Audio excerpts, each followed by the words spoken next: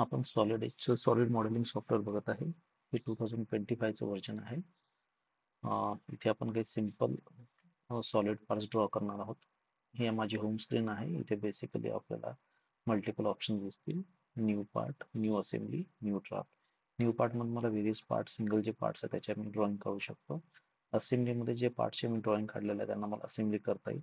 आणि जे ड्राफ्ट आहे हे मला पेजवर जे माझं प्रिंटिंगसाठी मी पेस्ट करत असतो, front view, top view, side view, iso view, त्याच्यासाठी मला एक ड्राफ्ट यूज करायचे.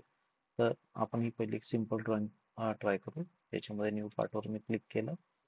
या स्टेप्स आपल्याला लक्षात ठेवायचे आहेत. मी पहिले पार्ट ऑप्शन सिलेक्ट केलं, त्याच्यानंतर मी टूल्समध्ये जाऊन जर माझं सिंक्रोनस असेल तर मला त्याला ऑर्डर्ड करून घ्यायचं आहे. त्यानंतर मी होम स्क्रीनवर क्लिक करतोय. माझं सेकंड स्टेप असणार आहे ती आहे स्केचवर क्लिक करायचं. आता तुम्ही बघू शकता इथे प्लेन्स ओपन झालेले आहेत. हा माझा जर मी प्लेन म्हटलं तर हा माझा फ्रंट व्ह्यू झाला, that is X Z plane. आणि हा जर एक्स वाय प्लेन म्हटला तर हा माझा टॉप व्ह्यू झालेला आहे.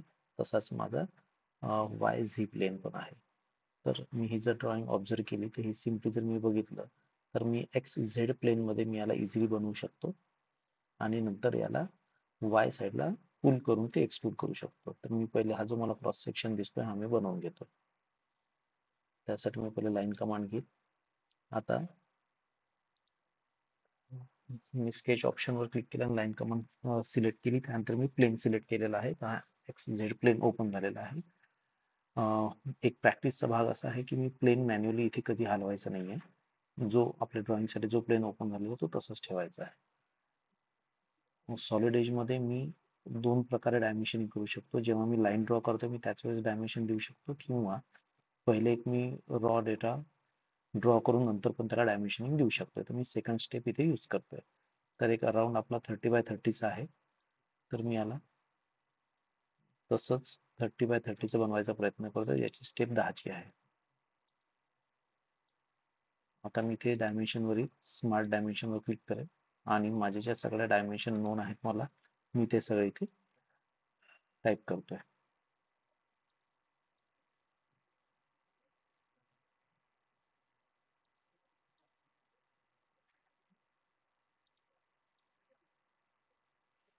तर ही ऑटोमॅटिकली आता 10च दाखवेल.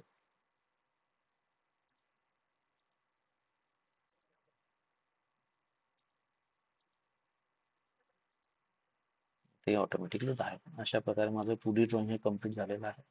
माझं हे 2D स्केच कम्प्लीट झाल्यावर मला इथे क्लोज स्केच या ऑप्शनला सिलेक्ट करायचं आहे. त्यानंतर मला याला एक्सट्रूड करण्यासाठी एक्सट्रूड या बटनवर सिलेक्ट करायचं. याच्यामध्ये व्हेरियस प्लेन्स येतील. या प्लेन्स पैकी मला सिलेक्ट फ्रॉम स्केच या प्लेनला सिलेक्ट करायचं आहे.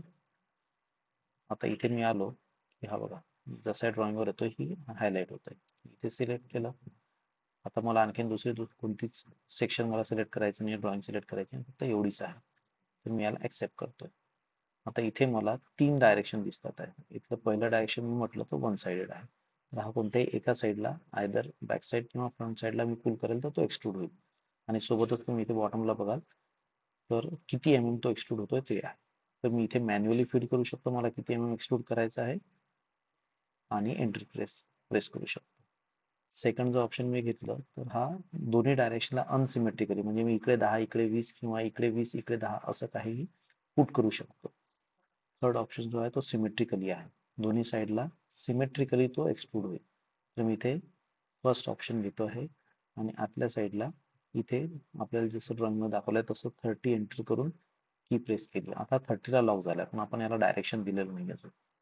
मी या साईडला येऊन जर क्लिक केलं तर हा इथे एक्सट्रूड होईल, इकडे जाऊन क्लिक केलं तर हा इकडे एक्सट्रूड होईल. तर मी बाहेर जातो आणि याला क्लिक करतो. माझी ड्रॉइंग कंप्लीट झालेली आहे.